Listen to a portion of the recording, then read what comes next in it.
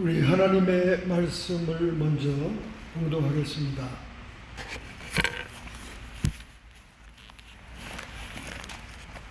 하나님의 말씀은 구약성경 274페이지, 273페이지, 구약성경 273페이지입니다.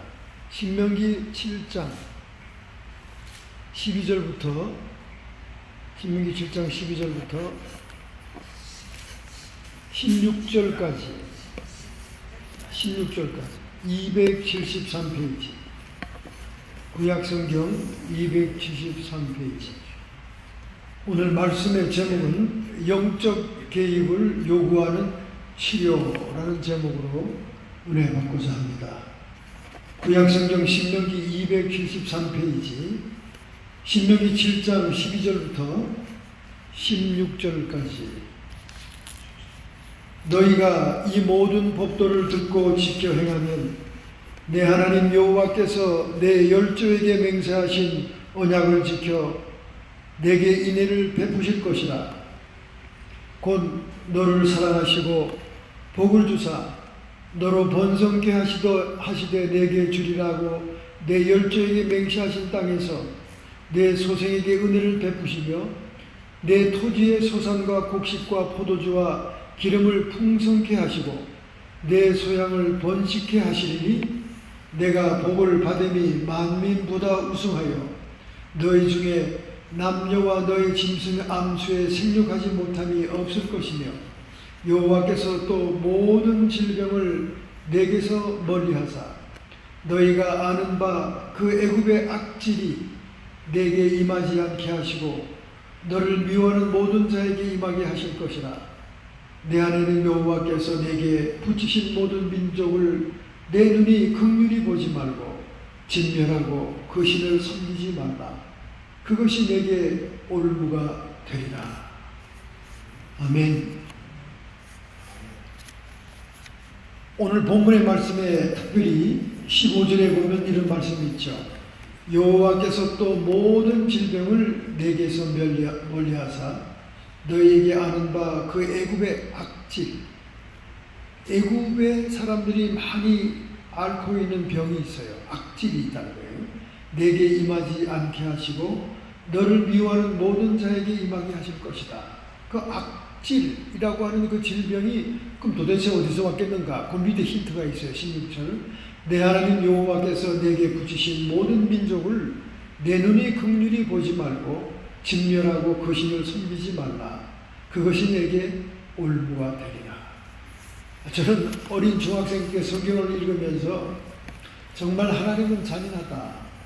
어떻게 민족들에게 쳐들어가면서 한 사람도 남기지 말고 다 죽이라고 그랬을까? 아주 참 그게 시험이 들었습니다. 그런데 하나님이 그 이유를 오늘 16절에 얘기하고 있죠. 그 민족들이 섬기는 신들이 있습니다. 그래서 모든 민족들을 내 눈이 긍휼히 여기지 말라, 불쌍히 여기지 말라는 거지요. 진멸하라는 겁니다. 왜냐하면 그들이 섬기는 신을, 우상들을 너희가 영향을 받아서 섬기게 될까 걱정이 된다는 거죠. 그것이 내게 올무가 되리라. 하나님의 염려대로 그들은 올무가 되어서 바벨론 포로라고 하는 민족의 멸망을 겪고 노예 생활을 다시 하게 됩니다.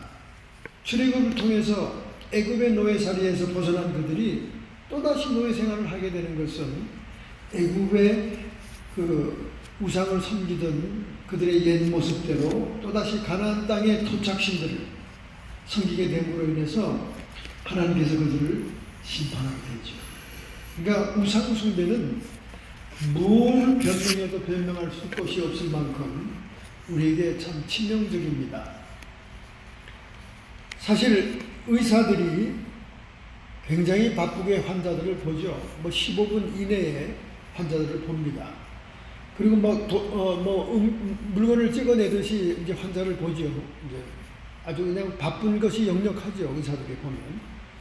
근데 그 의사들이 평생 그 질병들을 진찰하면서 자연적인 질병이 아닌 이상한 질병을 발견할 때가 있어요.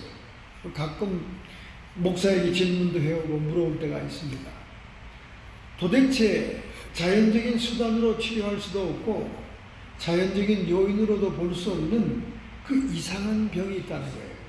그 이상한 병이 바로 오늘 애굽의 악질이라고 표현하고 있습니다. 악질이 하니까 뭐 나쁜 사람 뭐 그런 게 아니고 이 악질은 원인을 모를 질병을 얘기하는 겁니다. 사실 그 출애굽할 때 모세가 그 10가지 재앙을 일으킨 것은 애굽의 10가지 우상신, 대표적인 우상신들을 묵살하고 말살시키는 아주 창피를 주는 그런 기적이었어요. 나일강에는 나일강 신이 있고 뭐 이런 식으로 하나님께서 10가지 재앙을 그냥 일으킨 게 아니라 애굽의 너희들이 섬겼던 우상신은 이렇게 여호와 앞에 무력하다 하는 것을 보여준 거죠. 그래서 이 애굽 사람들이 우상 숭배를 했기 때문에 그들이 자연적인 질병만 가지고 있었던 게 아니라 원인을 알 수 없는 이상한 병이 악질이 있었다는 거예요. 그래서 오늘은 우리가 이 이상한 병, 악질에 대한 치료에 대해서 우리가 한번 상고해 보겠다는 겁니다. 그래서 오늘 말씀의 제목이 영적인 개혁을 요구하는 치료다. 그런 말로 얘기합니다. 그래서 의사들도 기독교인 의사라면 자기들이 감당할 수 없는 질병을 가끔 목사님들에게 요청해서 환자들을 대면하게 할 때가 가끔 있죠. 그래서 그렇게 보면 그 영적인 원인의 질병임을 알게 됩니다. 성경에 예가 있지 않습니까? 성경에 18년 동안 등이 굽은 여인이 안식일 날 예수님에 의해서 치료를 받습니다. 누가복음 13장 15절부터 16절에 나오는 사건이죠. 그런데 단순히 안식일 날에 환자를 치유했다는 그 얘기로 예수님을 비판하지 않습니까? 바리새인들이. 그런데 예수님께서 이렇게 말합니다. 외식하는 자로라. 그러면 18년 동안 사탄에 매임받은 아브라함의 딸을 안식일에 이 매임에서 푸는 것이 합당치 아니하냐? 그렇게 책망하십니다. 똑같은 너희와 아브라함의 딸로서 18년간이나 등이 굽는 그런 원인 모를 병에 걸려 있었는데 아마 오늘 같으면 뭐 척추의 이상이라든가 뭐 척추병이다 이렇게 진단을 하겠죠. 그런데 예수님께서는 사탄에게 매임받은 병이다. 그렇게 원인 규명을 합니다. 예수님의 이 응답은 의학적인 설명이 아니에요. 영적인 설명입니다. 사탄에 매였다는 거예요. 올무, 멍에를 지고 그가 완전히 척추가 휜 병에 고통을 당하고 있다는 겁니다. 그렇게 시급한 생명을 구하는 일인데도 그들은 안식일 타령을 하는 거죠. 그러니까 이것은 종교인들이 자기에게서 나타나지 않는 어떤 기사와 이적을 무마시키기 위해서 그런 종교의 기율을 들어 예수님의 인기를 반감시키기 위한 하나의 시도죠. 그래서 외식하는 자들입니다. 외식하는 자들아. 두 번째 예가 누가복음 4장 38절 39절에 나옵니다. 베드로의 장모가 열병에 걸렸어요. 그래서 막 몸져 누워 있었습니다. 그래서 예수님이 직접 베드로의 집을 방문해가지고 그 베드로의 장모의 열병을 꾸짖고 그를 금방 일어나게 하죠. 그래서 베드로의 장모는 예수님을 수종듭니다. 대접을 하고 먹을 걸 갖다 주고 이렇게 합니다. 어떻게 그렇게 열병인데 금방 그렇게 일어났을까? 이 역시 이 질병은 뭐 장티푸스니 뭐 이질이니 이런 열대성 질병이라고 예수님이 과학적으로 증명한 것이 아니라 예수님의 행동을 봐서 예수님의 언어를 보니까 열병을 꾸짖었다는 말은 하나의 병을 인격체로서 축출했다는 얘기입니다. 결국 이 병은 사탄과 귀신의 연고로 온 질병이다. 그렇게 우리는 예수님의 태도를 통해서 판단할 수가 있는 것입니다. 그래서 질병 가운데는 많은 경우에 영적인 병이 많습니다. 특별히 우리 한국 사람들 조상 제사 드리는 가정들, 특별히 장손, 장조카, 뭐 장자 들어가는 집안에 역대 조상의 모든 제사를 드리는 집안에는요, 불구자가 많고 정신병이 많고 여러 가지 많은 의학으로는 다룰 수 없는 병들이 많습니다. 저는 이렇게 뭐 핸디캡이 심한 사람들을 만나면 그 족보부터 조사를 하죠. 족보부터. 그러면 뭐 틀림없어요. 뭐 그냥 대대적으로 제사를 드리는 집안입니다. 여러분 생각해 보십시오.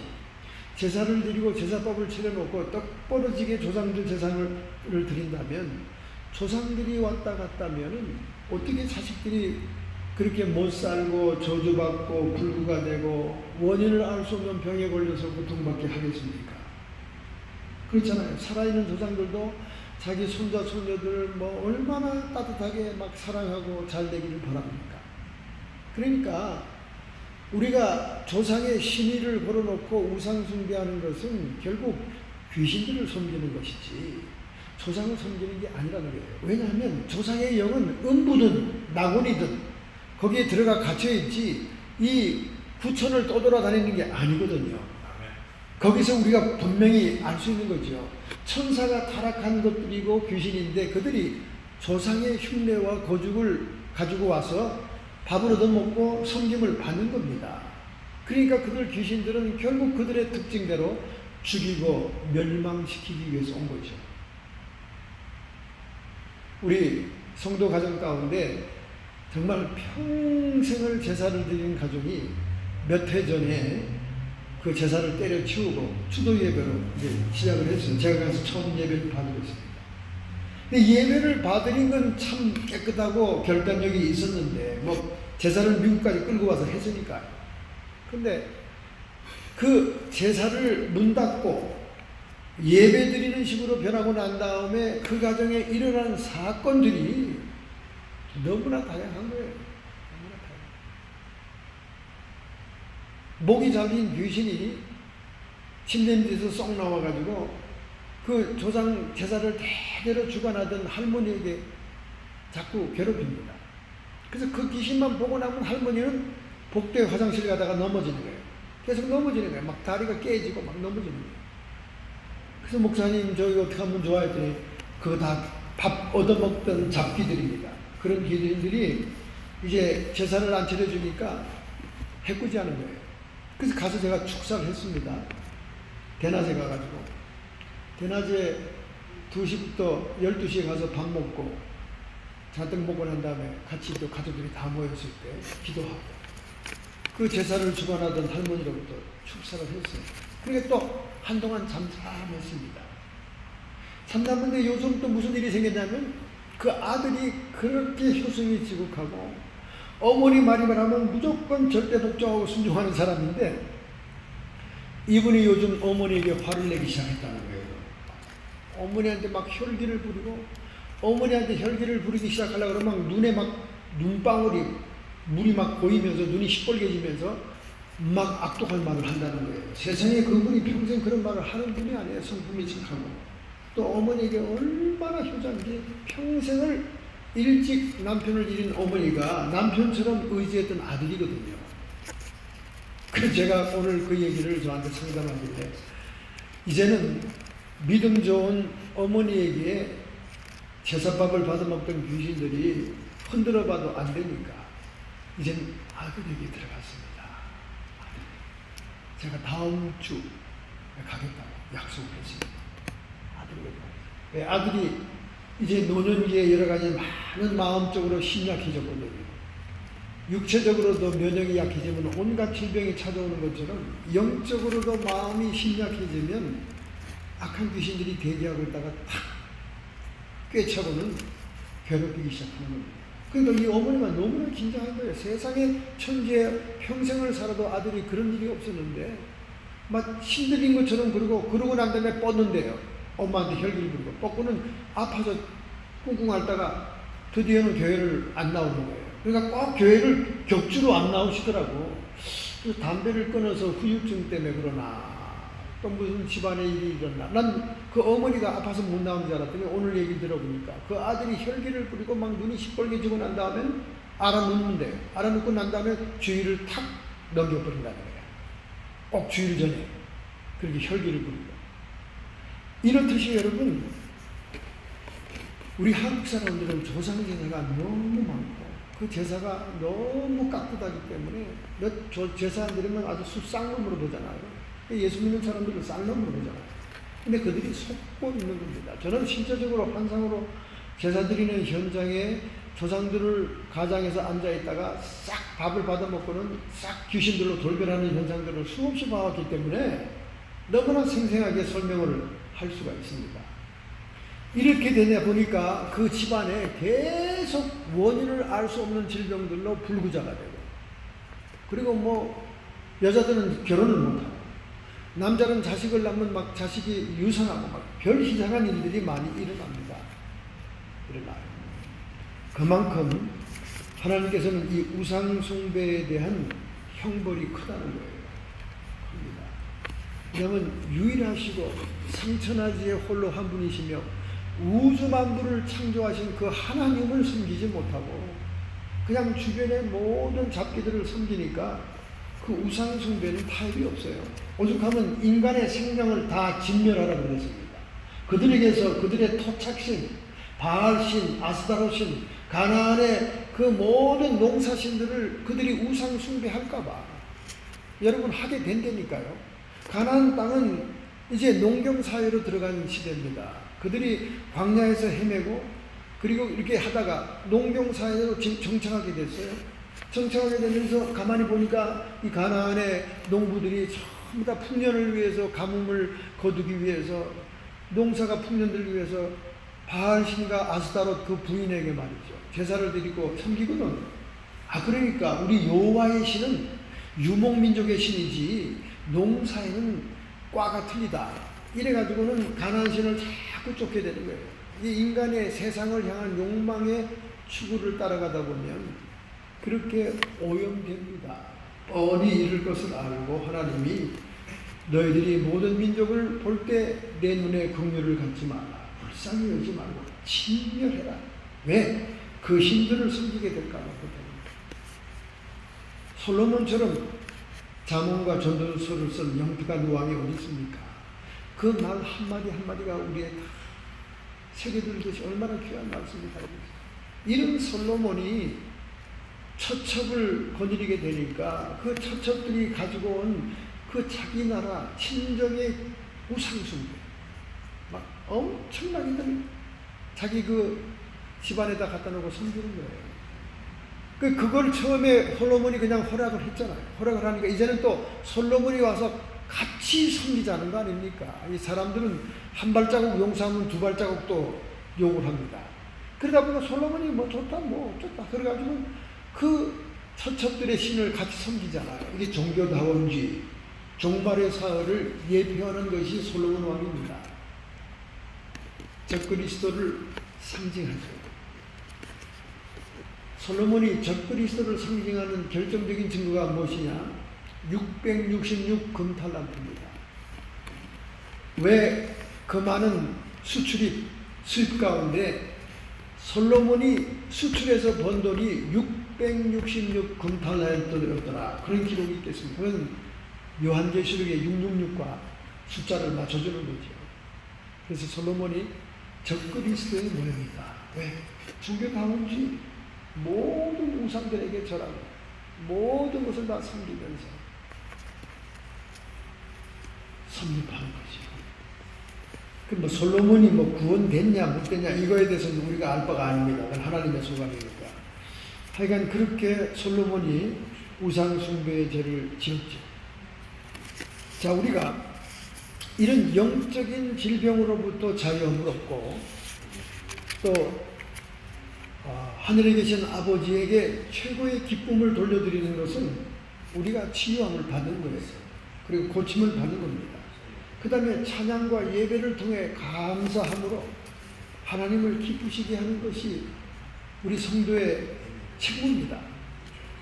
그러므로 우리는 하나님의 성전이기 때문에 우리가 하나님을 예배하고 하나님 나라가 내 안에서부터 확장이 되어 나갈 때 우리는 이렇게 모든 악한 영들의 기운으로부터 벗어날 수가 있는 거죠. 오직 하나님이 우리가 예배하는 것을 기다리고 중요하게 생각했으면 인류를 창조하시고 모든 천지창조를 다 마친 다음에 6일째 되는 날 인간을 창조하시고 그 인간이 처음으로 맞이한 날은 하나님이 복되고 거룩한 날로 지정한 안식이었다는 거예요. 그러니까 여러분과 저는 눈을 뜨자마자 제일 먼저 한 것이 하나님을 예배하는 일이었다는 거예요. 이 성경의 구절은 우리에게 뭘 얘기합니까? 우리가 많은 할 일이 있어요. 의무가 있어요. 세상 일도 많습니다. 그렇지만 가장 우리에게 중요한 것은 마음의 성전을 지키는 예배다. 그렇게 예배를 우리가 끊임없이 드림으로 인해서 하나님 나라의 통치가 우리 마음에 이루어지게 되면 우리 안에 지배하던 모든 귀신의 세력, 악의 세력들도 밀려나게 될 수 있다는 거죠. 할렐루야. 그래서 우리는 이 예배와는 타협하지 말아야 돼요. 예배와는. 제가 참 뼈저린 경험이 있습니다. 저에게 믿지 않은 아주 절친한 친구가 있었어요. 참 절친했습니다. 그 아이가 철학과 이런 그 세상 학문에 굉장히 깊이가 있었기 때문에 만나면 대화가 되고 이래서 서로 독서도 서로 얘기하고 그래서 참 좋은 친구였습니다. 그래서 제가 이천성 목사님 소개로 그 어린이 대공원 옆에 능동 중앙장로교회 목사로 부임하고 있었습니다. 이천성 목사님이 저희 아버지하고 친분이 있었어요. 그래서 아버지를 항상 영적인 아버지다 이래가지고 그래서 제가 그 목사님이 이제 제안을 하셔서 거기에 이제 부임을 했는데 목회를 한참 하고 있는데 청첩장이 날라온 거예요. 청첩장이. 근데 절친 친구, 아주 제일 친한 친구가 청첩장을 보내요. 그리고 편지가 왔어요. 내가 믿는 사람은 아니니까 너를 주례로 세울 수는 없고 우리 은사 선생님을 주례로 세웠으니까 내 결혼식에 와서 너는 사회 좀 봐달라. 그래서 가만히 보니까 이게 주일날 예배 시간이에요. 주일날 예배 시간에 자기 결혼식에 와서 사회를 봐달라는 거예요. 그래서 제가 또 편지를 답변했습니다. 나는 하늘이 두 쪽이 나고 땅이 깨져도 목사로서 주일 예배를 드리지 않고 내 결혼식에 참여할 수 없다. 절교 편지죠. 그 후로부터 저는 한 번도 그를 본 적도 없고 만난 적도 없고 연락한 적도 없습니다. 정말 눈물겨운 일이었어요. 어떻게 하나님께 드리는 예배의 우선순위를 제가 저버리고 그 친구의 결혼식에 참석해서 사회를 볼 수 있겠습니까? 뭐 전사님도 계시고 부목사님도 계시지만은 당연히 내가 해야 될 담임 목사의 책무인데 그만큼 우리는 예배가 가장 우선순위가 될 때 정말 악한 영들이 우리를 괴롭히고 점령한다 할지라도 하나님의 통치로 밀어낼 수 있는 그런 놀라운 권세가 있다는 것이 우리 하나님의 자녀로서 정말 기쁜 일인 줄로 믿습니다. 할렐루야. 그러므로 우리는 매일매일 이러한 삶을 살기 위해서는 하나님의 말씀을 경청해야 됩니다. 그 이제 은혜와 능력을 이제 중요하게 생각하는 이제 분들은 이게 말씀에 대해서 중요성을 강조하지 않을 때가 있습니다. 근데 우리 잠언서 4장 20절 23절에 보면 내 아들아 내 말에 주의하며 나의 이르는 것에 내 귀를 기울여라. 하나님의 말씀이 증거되는 것을 귀를 기울이라는 거죠. 우리가 하나님 말씀을 읽고 또 묵상하며 귀를 기울이는 거죠. 그것을 내 눈에서 떠나게 하지 말며 내 마음속에 지켜라. Keep mind. 우리 마음을 지키는 가장 원초적인 방법이 말씀을 담는 거예요. 우리 마음속에. 그것을 얻는 자에게는 생명이 되고 그 온 육체의 건강이 되느니라. 할렐루야. 이 말씀이 우리 마음에 담겨져 있으면 우리가 건강하게 된다는 거예요. 저는 중학교 때 책 읽다가 신명기 8장에서 사람이 떡으로만 사는 것이 아니요 여호와의 입에서 나오는 모든 말씀으로 사느니라. 이 말씀이 은혜가 안 되고 시험이 들었습니다. 아니 사람이 밥을 안 먹고 어떻게 살아? 하나님이 참 과장에다 너무 과장이 심하구나. 그 어릴 때 뭐 티네이저 때도 그게 이해가 안 됐어요. 우선 먹는 게 중요하지. 먹고 봐야지. 아니 육신이 먼저 살아있어야 뭐 하나님 말씀도 읽고 뭐 묵상도 하지. 그런데 제가 정말 환난을 겪고 고통을 겪고 터널을 지나고 난 다음에 그 말씀이 얼마나 꿀맛같이 단 말씀인지. 우리는 육신만 가진 존재가 아니기에 육신의 양식만으로는 살 수가 없다는 거예요. 우리는 영적인 존재이기 때문에 영의 양식인 말씀으로 우리가 살아야 된다 그 말이에요. 할렐루야. 그러니까 여기도 그 말하는 거예요. 그 말씀을 얻는 자는 생명이 되고 그 온 육체의 건강이 되느니라. 무릇 지킬 만한 것보다 더욱 내 마음을 지켜라. 생명의 근원이 이에서 나느니라. 여러분과 제가 생명의 근원이 나오는 우리의 말씀을 지키는 길은 말씀을 담아놓는 것밖에 없다는 거예요. 그래서 우리가 바쁘다고 분주하다고 말씀을 등한히 하고 아침 저녁으로 말씀을 읽지 않고 이렇게 곤성곤성 지나면요 자꾸 시험에 들게 되고 믿음이 떨어지게 되고 자꾸 마음에 세상 근심과 불안이 들어오게 되고 자꾸 이렇게 흔들리게 됩니다. 근데 말씀을 정기적으로 읽고 정기적으로 기도하는 생활을 매일매일 진행하면 우리 마음이 아주 스테디하고 편하고 하나님이 보장하시는 것을 느낄 수 있습니다. 여기서 내 아들아 나의 하는 말에 귀를 기울이라, 주의를 기울이라 하는 이 말은 히브리 말로 섬긴다 그런 말입니다. 종들이 주인을 섬기는 자세, 또 식당에서 봉사하는 분들이 식사를 돕는 자세, 이 모든 섬기는 자세를 얘기합니다. 우리가 하나님의 말씀을 접대자의 모습으로 기대하고 사모하면서 열중하고 연구 묵상하고 그 거룩한 삶을 실천하는 부단한 노력을 한다면 우리의 마음은 지켜진다 그 말이죠. 할렐루야. 그래서 우리가 기록된 계시의 말씀, written word, 로고스의 말씀을 living word, 살아있는 말씀으로 들려지기까지 우리가 말씀을 자꾸 씹으면서 묵상을 해야 되는 거예요. 묵상. 메디테이션, 명상 종교는요 이단입니다. 명상을 많이들 따라하죠. 마음 건강에 좋다고. 그 선이 얼마나 유행합니까, 그죠? 뭐 마음 건강센터, 뭐 미국에 대단히 유행했죠 한때. 뭐 이 동네도 굉장했습니다. 근데 언제 사라져 버린지 없어졌네요. 그 명상은 자기를 비우는 그런 과정으로 하는 겁니다. 우리는 자기를 비우는 것만은 가지고는 안 됩니다. 하나님의 말씀으로 채워야 돼요. 그게 묵상입니다. 성경이 말하는 묵상이고 과거의 수도사들이 행했던 렉시오 디비나, 하나님의 말씀 그 현장 속으로 들어가는 깊은 묵상을 통해 말씀이 뇌마로 들려오게, 성경에 기록된 예수의 말씀이 나에게 직접 개인적으로 하는 말씀으로 들려오기까지 묵상하는 그 훈련을 해야 되는 거죠. 로마서 10장 17절 들음은 그리스도의 말씀으로 말미암느니라. 믿음은 들음에서 나며 들음은 그리스도의 말씀으로 말미암느니라. 여기 그리스도의 말씀의 말씀은 뇌마입니다. 뇌마. 우리가 자꾸 들려지는 말씀은 뇌마로 들려져야 됩니다. 그 뇌마는 그 로고스하고 뭐가 다르죠? 로고스는 일반적인 말씀이라면 뇌마는 내 개인적인 말씀, 퍼스널하게 들려지는 겁니다. 여러분, 우리가 성경을 매번 읽더라도 그 많은 성경 가운데 어떤 때는 막 휠이 딱 꽂히잖아요. 그냥 빨간 줄로 막 긋잖아요. 다음에 읽을 때는 그 빨간 줄로 그게 별로 감동이 없어. 그때는 또 딴 게 또 감동이 오는 거예요. 이게 뇌마입니다, 여러분. 뇌마. 예레미야 30장 17절 내가 너를 치료하여 내 상처를 낫게 하리라. 이런 말씀이 내 마음에 꽉 그냥 사로잡혀 있으면 우리가 병으로부터 노임을 받을 수밖에 없죠.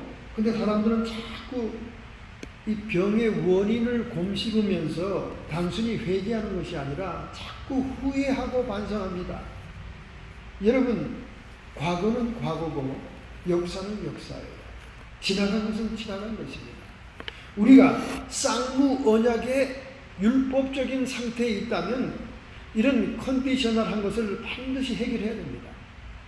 그러나 예수 그리스도의 십자가의 희생을 통해 예수님의 은혜의 언약은 편무 언약입니다. 이 말은 무슨 말이냐? 쌍무 언약, 율법적인 언약은 컨디셔널 카비넌트예요. 그런데 예수님이 피 흘리시고 예수님이 우리를 대속하고 난 다음에는 편무 언약, 은혜의 언약이 되었어요. 이것은 unconditional covenant입니다. 조건이 없는 거예요. 그래서 우리가 예수 그리스도의 이름으로 치유함을 받을 때는 자꾸 과거를 돌이키면 안 되고, 자꾸 과거의 내 죄와 과거에 내가 아팠던 모든 흑역사에 대해서 자꾸 곰씹으면 안 됩니다. 우리가 주님이 치료하셨다, 주님이 나를 위해서 대속했기 때문에 나는 치료함을 받는다는 그런 확신을 가지고 믿음으로 나가야 되는 거예요. 할렐루야.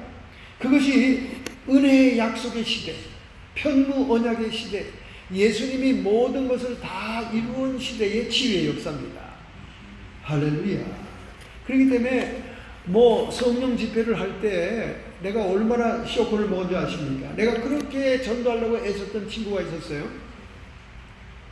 이놈은 아주 세상을 좋아하고 쾌락을 좋아하고 노는 걸 좋아하는 친구인데, 제가 어떻게든 걔를 좀 전도하려고 오랫동안 준비 기도를 많이 했습니다. 하나님, 영혼을 전도하게 해주십시오. 근데 마치 우리 교회 부흥회였어요. 부흥회니까 얼마나 더 좋습니까? 일반 교회 예배 가면 좀 설교가 딱딱한데, 부흥회는 얘기도 많고 막 분위기도 뜨거우니까 잘됐다, 마치 우리 교회 부흥회니까 야 가자. 제가 밥도 사주고 잘 달래가지고 그 교회 뒷자리에 이렇게 앉혔어요. 막 굉장히 처음 교회 오니까 얼마나 그 몸이 불편하겠습니까? 근데 내가 옆에 꼭 붙들고 이제 앉았어요. 근데 막 충성기도 시간에 막 부흥 강사님이 성령 불 받으라 막 이러는데, 갑자기 얘가 뭐라고 막 기도하는 것처럼 가만히 있던 애가 막 중얼거리더니 밖을 휙 튀어나가요. 그래서 얘가 화장실 가는가 보다 그랬어요. 그래서 너 왜 자꾸 들락거리냐 했더니 이상해. 뭐가 이상한데? 왜 뭐가 이상한데? 내가 나한테서 뭐가 나가는 것처럼 막 그런 이상한 현상이 일어나더니 괜히 막 눈물이 나고 막 그렇다는 거예요. 그거 회개가 온 거야. 하나님께서 널 불쌍히 여기서 막 회개시켜. 그럼 그때 막 엉엉 울어. 괜찮아. 그랬더니 막 첫날은 그렇게 울더라고요. 막 울고. 근데 회개가 된 것 같아요. 은혜가 제대로 임한 거죠. 분위기가 확 뜨거우니까. 저희 아버님 모교회가 굉장히 뜨거운 교회였어요. 하여간. 근데 그 다음날 또 왔어. 너무 고마워. 또 밥을 사줬지. 밥을 사주고 또 왔어. 그때도 막 통성기도 시간인데 또 들락거리는 거야. 걔가 또 화장실에 갔다 오나. 그래서 예배가 다 끝난 다음에 너도 왜 그렇게 화장 왔다 갔다 하니? 했더니 이상해. 내 혀가 막 휙 꼬부라지더니 막 이상한 말이 나온다는 거야. 그리고 방언이다. 성령이 임한 거야. 너가 하나님이 방언 주는 거는 믿음 주기 위한 거고 회개시키기 위한 거고 여러 가지 하나님이 살아있는 증거를 주시는 거야. 그래서 내가 너무 이상해서 난 담배도 안 끊고 뭐 안 했는데 이상해서 밖에 나가서 교회 문 앞에서 담배를 빨아보고 또 방언을 했다는 거야. 근데 그게 또 나온다는 거야. 이거 뭐야? 이거 가짜이냐? 내 담배도 안 끊었는데 교회에서 담배 끊으래매. 담배도 안 끊었는데 왜 담배를 품고 방언이 왜 나와? 네가 약하니까. 이제 방언 기도하면 이제 담배도 끊어져. 네가 담배 피는 거 하고 뭐 이런 거 하고 아무 상관없다. 하나님이 일방적으로 너를 불쌍히 여겨서 주신 거야. 그 은사를 통해서 네가 기도도 하게 되고 회개도 하게 되고 전도도 하게 되고 하나님이 살아계신 걸 체험하고 영의 세계도 깨닫게 된다. 담배나 피는데 그거는 끊게 돼. 걱정하지 마. 그들이 방언 기도를 그렇게 열심히 하더니 담배를 뚝딱 끊어버린다. 할렐루야. 이렇게 생전 처음 교회 온 사람에게도 하나님이 은사를 부어주시더라니까. 그때 내가 방언을 못할 때거든요. 생각해보세요. 너무 괘씸한 거야. 누가? 하나님이. 나는 얘를 전도하고 피 끓게 힘들게 전도해. 얘는 난 방언을 안 해. 목사들이야 뭐 신학교 준비를 하고 있어. 얼마나 교회에서 열심히요. 오반 일은 다 한 사람인데 세상에 하나님 나 그렇게 사모하는 나는 방언을 안 치고 생판 지금도 뻐끔 담배를 피고 앉아있는 이 녀석을 갖다가 은사를 줬다니 내가 얼마나 얼굴이 뜨겁고 속으로 속상한지 말이지. 막 펑펑 울고 싶더라고요. 근데 그 부흥회가 다 끝나기까지 저는 방언이 많았어요. 그 후에 이제 제가 기도원에 가서 마가의 다락방에 옛날에 그 김장한 목사님이 스캔들이 생겨가지고 그 다락방이 망했어요. 지금은 그 박보영 목사가 지금 인수해서 하고 있습니다. 그때는 망해가지고 그 거대하고 큰 기도원이 매일 가면 빈집이야. 아무도 없어. 그 김장한 목사님이 굉장히 그 부흥회를 많이 했죠. 그 김장한 목사님이 그 박보영 목사님의 삼촌입니다. 그 집안이 그 대대로 그 부흥 강사 집안이에요. 우리 그 유기성 목사 그 마누라 가정이죠. 마누라 친정 가정 그 가정이. 거기 이제 거기 가서 혼자 가서 이제 막 거기는 이게 기도하잖아요. 그럼 온 이게 울려가지고 막 우렁찹니다. 그 울림이 좋아요. 아무도 없으니까 산골짜기에. 그 또 옆에 산골짜기는 송충이가 많은 그런 소나무 산골짜기. 그 옛날에 학교 다니면서 송충이 잡으러 갔던 데예요. 거기 가서 맨날 제가 거기 이제 오후에 일 마치면 거기 가서 하나님께 기도하는 거예요. 하나님 어떻게 된 겁니까? 저 친구는 방을 놓고 나는 어떻게 된 겁니까? 그렇게 사모하는데 그래서 사모하는 자에게 주시는 게 맞더라고요. 거기서 방언이 터지더라고요. 할렐루야. 얼마나 좋은 거야. 근데 방언이 터지는데 이게 환상이 먼저 보이더라고요. 나는 환상은 잘 봤거든요. 환상이 보이는데 천사들이 두 줄로 이렇게 탁 무슨 야곱의 계단처럼 내려오면서 맨 앞에 있는 천사장이 이렇게 향로를 들고 내려오더라고요. 근데 그 향로가 막 연기가 이렇게 나는 거예요. 아니 뭐나 천주교인도 아닌데 무슨 향로를 갖고 오나. 근데 그 신령한 것을 가져온다는 뜻인가 봐 그게. 근데 그 향로를 제 손에 탁 이렇게 내려주면서 그 천사장이 말이죠 저기에 방언을 하는 거예요. 그래서 이게 무슨 소리야? 그래서 제가 방언을 막 따라했어요. 그랬더니 제가 방언이 워낙 터지는 거예요. 할렐루야. 그래서 제가 그때 방언 못 받는 사람들은 의지가 강하고 머리가 이지적이고 이런 사람이 방언 못 받는구나 하는 걸 제가 깨달았어요. 그래서 제가 부흥회 다니면서 한국에 방언 100% 방언 받는 거 100% 부흥 강사가 됐습니다. 얌전하고 입 꽉 까물고 있고 의지가 굳은 사람은 절대 방언 못 받습니다. 그러니까 누가 제일 못 받습니까? 목사, 장로, 권사, 묵은둥이, 묵은닭들이 제일 못 받는 거예요. 다 저건 초신자들이 받아서 팔팔 뛰는 거지. 이렇게 얘기해요. 지금도 그 부산 해운대 감리교회 가서 부흥회 할 때 그 방언을 이렇게 터지게 한 그분들이 지금 뉴저지에 어떤 큰 교회 지금 다니고 있는데 다 음악 줄리아드 음대 가정이에요. 그 어머니도 피아노 학원 했고 이제 해운대 갈비집도 하는 그런 집이었는데 그분들이 평생 소원이 방언 받는 거랬대. 평생. 근데 해운대 감리교회 가서 제가 부흥회를 하면서 이제 방언 별거 아니다. 여러분 하나님의 자녀인 것을 믿습니까? 아멘. 그러더라고요. 성령이 와 계신 걸 믿습니까? 아멘. 그 성령이 여러분이 지하수처럼 저 밑에 감춰져 있는 겁니다. 그거를 퍼올리세요. 퍼올리시면 됩니다. 그렇게 제가 설명을 하고 다 이해를 시키니까 이해를 하시더라고요. 그러니까 뭐 그냥 그날 완전 100% 해운대 감리교회 완전 100% 감리교인들 잘 못 받아요. 그 굉장히 인텔리전스한 분들이기 때문에 방언을 다 받았어요. 근데 그분이 글쎄 뉴저지 장로교회 제가 부흥회 가는데 새벽에 어디서 보던 헌금 봉투가 올라왔어. 이 사람은 헌금 봉투를 특이합니다. 헌금 봉투를 이렇게 카드처럼 이쁘게 만들어가지고 온 집안 식구들이 딱 리본을 딱 만들어서 올려요. 아주 예수 빨갱이야, 그 집안 식구들은.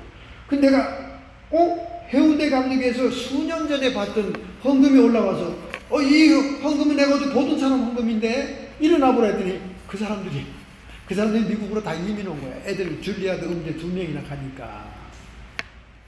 그리고 그 부인은 큰 그 뉴저지 교회에서 감리교회에서 이렇게 연주하고 그때 너무 반갑다고 막 끼안고 막 새벽기도 끝난 다음에 말이죠. 끼안고 난리 났어요.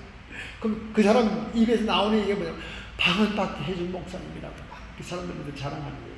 다른 사람들은 다 콧방귀 듣기 방언이 뭐 대단하다고 이렇게 생각하잖아요. 막 자기는 그때 그 감격을 잊을 수 없다는 거예요. 자기 식구들이 다 봤었으니까. 그렇다고 목사님 오늘 점심은 꼭 제가 대접하겠습니다. 막 졸르는 거예요. 그래서 오늘 점심은 이미 약속이 되어 있으니까 그럼 다른 날 합시다. 제가 목사님들 모시고 갈게요. 그래서 그 약속 하루 이틀 약속한 날짜에 그 뉴저지에 가니까요. 아니 그 집에 들어갔는데 막 회를 사가지고 떡 벌어지게 했어요. 그때 목사님이 한 10명 갔어. 그 동네 목사님. 떡 버지를 차려놓고 그 리빙룸 한가운데 뭐가 이렇게 매주 뜨듯이 왜 매주 뜰 때 뭐 이렇게 덮어놓잖아요. 뭐 큰 게 하나 덮어져 있어. 그래서 아니 저 집사님 저게 뭡니까? 저게 우리 교회 성전이 다 완성되면 갖다 기증하려고 독일에서 사온 전자 온겐입니다. 그래서 아무도 못 보게 딱 개봉도 안 했어요. 아니 무슨 반주자가 전자 온겐을 사 바칩니까? 그랬더니 아니에요. 이건 내 몫입니다. 그리고 자기는 다 무보수로 하고 있다는 거예요. 헌신을 하나님께 더 바치겠다. 그러니까 애들이 전부 다 줄리아드 음대에서 막 천재 소리를 듣죠.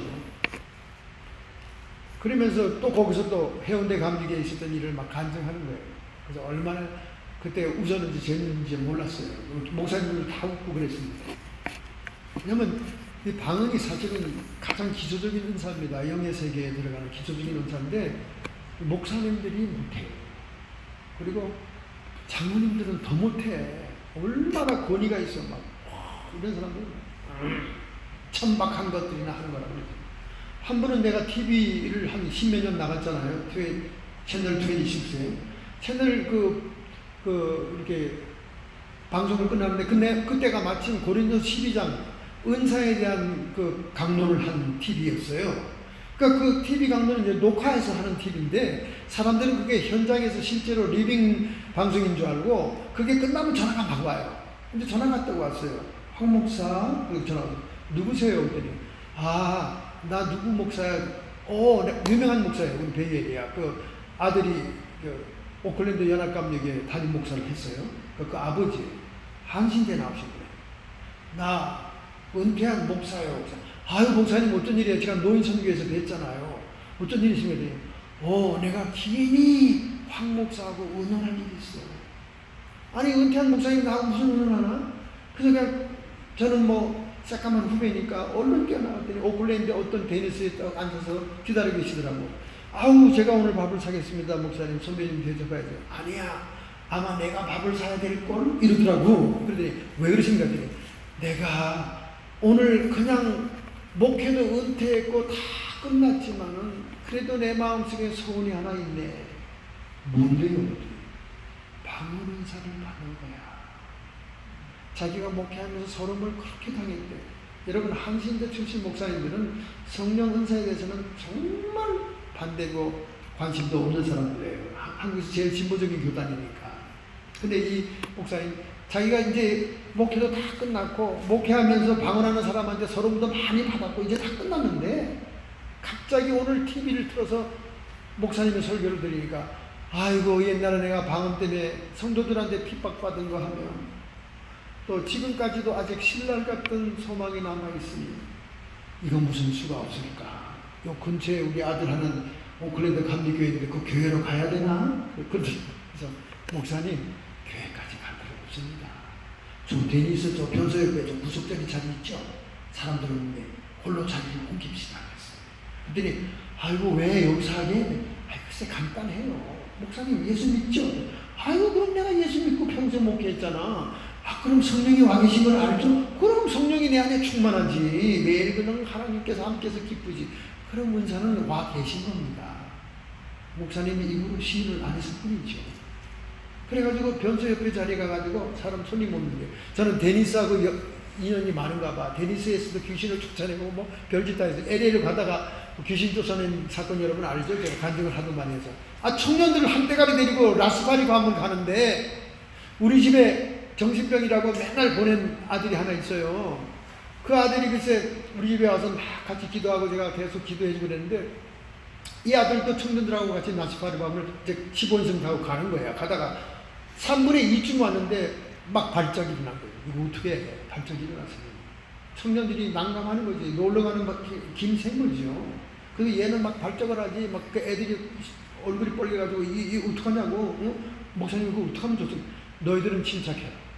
너희들은 요 도로변에 내가 차를 세울 테니까 그냥 파킹장에서 그냥 너희들은 그냥 자라. 졸리지. 자다가 애들은 막. 그래서 걔를 데리고 우리 사모하고 같이 베니스에 2시에 들어갔습니다. 2시에. LA에 3분의 1 남겨놓고. 또 들어갔더니 이렇게 보니까 손님이 2테이블이 있어. 그 손님한테 가서 양해를 구했습니다. 지금 난 목사인데 얘가 지금 디몬의 증상이 일어나서 제가 디몬 캐스팅 아웃을 할 테니까 혹시 무슨 일이 일어나도 제가 얘를 학대하거나 어뷰즈하는 것이 아니고 그냥 영적인 현상이니까 이해해 줄 수 있겠냐. 엑소시스트 이러면서 자기들이 영화에서 봤다는 거예요. 우리는 못 본 척 할게. 이러면서 그 사람이 양해해서 해프닝이 일어났잖아요. 그 걔가 얼마나 공부를 잘했는지 대학원까지 졸업하고 지금 직장 잘 다니고 있어요. 저한테 가끔 카톡도 오고 페이스북에 얼굴도 자기 멀쩡한 얼굴 다 아주 사회인이 돼가지고 멋있는 얼굴도 보여주고 있습니다. 격기로 셌지만은 이제 목사님 얘기로 돌아갑니다. 그래서 목사님 손을 탁 잡고 목사님 성령이 생수가 지하수처럼 다 갇혀 있습니다. 목사님이 육신의 혀를 열고 마음을 열고 나갈 수 있도록 통로를 열어주면 그냥 방언은 그 자리에서 나타나는 겁니다. 제가 항상 전용으로 사용하는 게 그거 아닙니까? 마중물을 부어놓고 펌프질을 하면 처음에 나오는 물은 내가 넣었던 마중물이지만 조금 있다가 깊은 지하수가 샘솟아 오릅니다. 할렐루야. 그렇게 했더니 그 평생 소원을 그 자리에서 해결한 거예요. 눈물을 막 흘리더라고요. 내가 오늘 밥 살게. 그 노인이 돌아가셨어요. 소원을 풀고 가셨지. 평생 방언하고 싶었다는 거예요. 아니 방언이 왜 어렵습니까 여러분? 예수 믿은 자녀고 성령이 내 가운데 계시고 생수의 강이 내 배에 맴돌고 있는데 내 교만과 내 자아와 내 의지와 그 은사에 대한 편견에 돌멩이가 확 안반이 돼서 막고 있으니까 생수가 강같이 터져나오지 못한 것뿐이죠. 할렐루야. 그러므로 우리가 치유가 어려운 게 아니에요. 자꾸 우리가 쌍무 언약의 시대처럼 조건부로 치유의 약속을 생각하면 우리는 치유가 오기 힘듭니다. 믿음이 오기 힘들어요. 불신만 오죠. 그런데 이제 편무 언약의 시대가 됐어요. 은혜 언약의 시대가 됐어요. 예수님이 그 값을 다 치루었습니다. 이사야 53장 5절에 예언 있지 않습니까? 750년 전에 그가 찔림은 우리의 허물을 인하며 그가 상함은 우리의 죄악을 인하니라. 그가 징계를 받음으로 우리가 평화를 누리고 그가 채찍에 맞음으로 우리가 나음을 입었더라. 할렐루야. 여기에는 조건부 약속이 아닙니다. 구약시대처럼 컨디셔널 커비넌트가 아니에요. 여기는 언컨디셔널 커비넌트로 편무약 은혜 언약입니다. 예수님이 채찍의 등허리에 맞음으로 인해서 우리는 이미 나음을 입었다는 약속입니다. 할렐루야. 어제나 오늘이나 영원토록 동일하신 예수님께서 오늘 여러분과 저를 치유하십니다. 여호와께서 능치 못한 일이 있겠느냐? 여호와께서 능치 못한 일이 있겠느냐? 모세가 말한 것이요 창세기에 하나님이 우리에게 말씀하신 것. 여호와께서 능치 못할 일이 있겠느냐? 말라기 3장 6절에 말씀합니다. 나 여호와는 변하지 아니하나니 나는 여전히 병을 치유하노라. 나는 너희의 날에 역사를 이룰 것이니 너희가 그 말을 들으면 놀랄 것입니다. 너무나 우연적인 것 같고 너무나 개연적인 것 같은 막 그런 하나님의 치유의 기적이 임하는 걸 보면서 우리가 놀랐다는 거예요. 하나님의 약속이 이렇게 신실한가, 이렇게 놀랐다는 거예요. 그러니까 이 질병 치유도요 교회 처음 나와서 막 믿음이 막 생긴 사람에게 막 일어납니다. 교회 묵은 닭들은 이래도 저래도 안 돼요. 묵은 닭들은 이래도 저래도 안 돼요. 근데 묵은 닭들은 그냥 뜨거운 물에 맨날 며칠을 구워야 되는 거예요. 그래서 참 우리가 오래 믿었다는 게 자랑이 아닙니다, 여러분. 오래 믿었다는 자랑이 아닙니다. 시편 103편 3절 저가 내 모든 죄악을 사하시며 내 모든 병을 고치시리라. 할렐루야. 그러므로 우리 마음에서 의심과 불신을 제거해야 됩니다. 의심과 불신을 제거해야 됩니다. 우리가 예수님과 하나님의 약속의 말씀을 마음에 품고 있으면 그건 오로메르 켤리 이미 예수님이 모든 죄값을 갚았습니다. 형벌을 치루었으므로 치료가 된다는 그런 믿음 하나로 기대를 해야지. 딴 사람은 될 줄 몰라도 나는 안 될 거야. 이렇게 생각하면 안 되는 거지. 잠언서 23장 7절 대저 그 마음의 생각이 어떠하면 그 위인도 그러하리라. 여러분이 마음에 품는 생각과 마음먹은 그것대로 여러분이 된다는 거예요. 여러분이 기대의 마음을 갖고 있고 믿음의 마음을 갖고 있으면 그 기대와 믿음대로 하나님은 부어준다는 겁니다. 할렐루야. 참으로 심플하고 간단한 문제죠. 그런데 이게 간질이 치료되겠냐, 열병이 치료되겠냐, 정신병이 치료되겠냐, 여자들이 많은 요실금이 치료되겠냐, 혈액순환 장애가 치료되겠냐, 불임이 치료되겠냐, 뇌졸중이 치료되겠냐, 문둥병이 치료되겠냐, 다른 피부병, 무기, 이질, 위궤양, 에이즈와 성병, 천식, 심장 고통, 심장마비, 심리, 정신장애, 우울증, 불안감, 신경쇠약, 스트레스, 편두통, 인격의 불안정, 자존감의 문제까지도 하나님은 치유하신다. 아멘. 할렐루야. 아멘. 그럼 우리가 치료받거나 치료받기 전이나 치료받은 후에나 우리가 무엇을 붙잡아야 이것이 계속 유지될 수 있겠는가? 우리는 오리지널 미션을 찾아야 됩니다. 원 사명을 찾아야 됩니다. 하여간 오리지널자가 들어가거나 원자가 들어가면 다 에덴 동산으로 올라가야 됩니다. 오리지널 미션을 찾아야 돼요. 여러분과 제가 이 오리지널 미션을 찾아가지고 살고 있다면 질병이 와도 질병이 치료된 후에도 재발하지 않습니다. 그럼 오리지널 미션이 뭔가?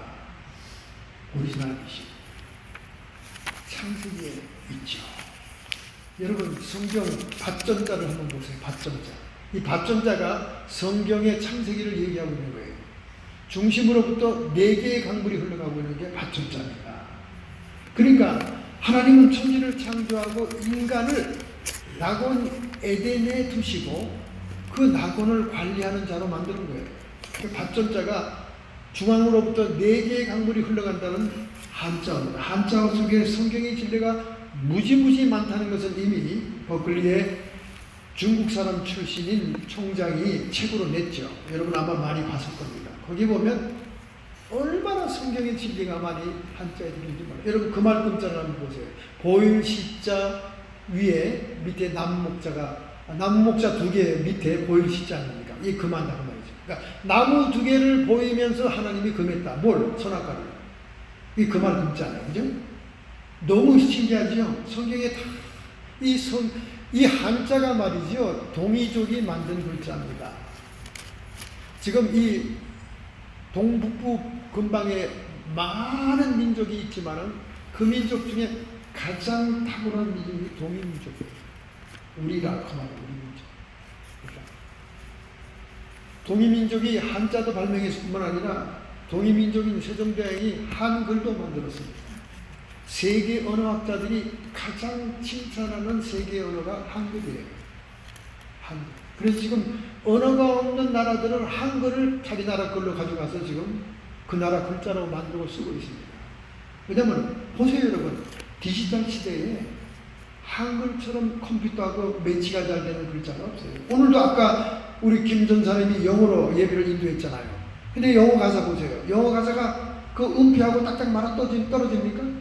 영어는 막 그냥 중간 음절이 끊어지면서 연결되잖아요. 우리나라 말은 딱딱 한 글자씩 음표에 맞지 않습니까? 얼마나 유능한 탁월한 한글인지 몰라요. 그리고 이 한글 자체가 너무 우리 입의 모양과 발음의 과학적인 것을 묘사했기 때문에 세계 언어자들이 제일 칭찬하는 글자가 한국 글자예요. 한국 글자. 그러니까 이 동이족이 이게 탁월한 민족입니다. 이 동이족이 어디서 왔냐? 하나님의 선민 그 족보에 이게 쫙 연결되어 있습니다. 자, 그러면 하나님께서 인간을 정말 자세하게 창조하고 기록했는데 인간은 흙 아파르에서 사람 아다마로 지으시고 생기 루아흐를 코에 불어넣었다는 거예요. 우리는 흙에서 왔습니다. 더스트. 그렇기 때문에 우리 온몸은 미네랄로 되어 있는 거예요. 미네랄로. 흙 속에는 미네랄이 다 여기 옮겨왔기 때문에 우리가 미네랄이 부족하면 신진대사가 결함이 옵니다.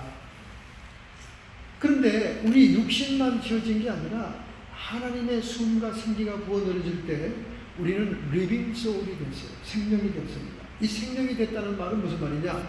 몸과 영이 하나 인격체가 된 영적인 존재가 됐다는 거예요. 할렐루야. 여러분과 나의 진짜 자아는 이 겉모양이 아닙니다. 겉모양이 우리 진짜 자아였으면 하나님이 우리를 썩지 않게 보존해 줬겠죠. 우리의 진짜의 모습은 우리 영이 진짜예요. 이게 영적인 존재라는 거예요. 영적인 존재는 아까 얘기한 것처럼 육신의 양식만 먹어서는 절대 못 살죠. 여호와의 모든 입에서 나오는 말씀으로 사느니라. 할렐루야.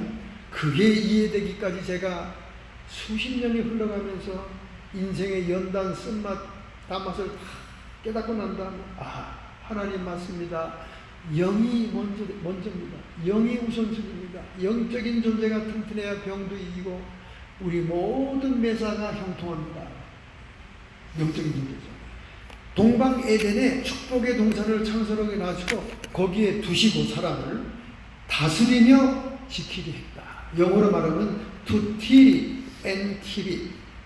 다스리며 지키게 했다. 이게 오리지널 미션이에요. 여러분을 에덴 동산에 두고 다스리고 하고 지키게 했다는 거예요. 근데 문제는 이 다스린다는 말, 한국말 번역을 보면 굉장히 우리가 교만해질 수 있어요. 호령하고 일을 시켜먹고 말이죠. 다스리고 내가 무슨 왕인 것처럼. 근데 히브리 원어가 잘못 번역이 된 겁니다.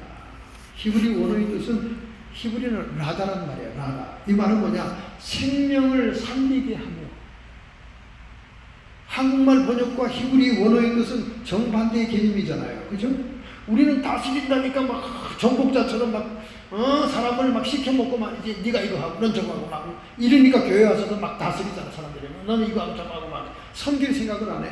근데 히브리어 말 라다, 다스린다는 라다라는 말은 생명을 살리게 하며 생명을 보존하고 살리기 위해서 섬기는 자의 자세를 얘기하는 거예요.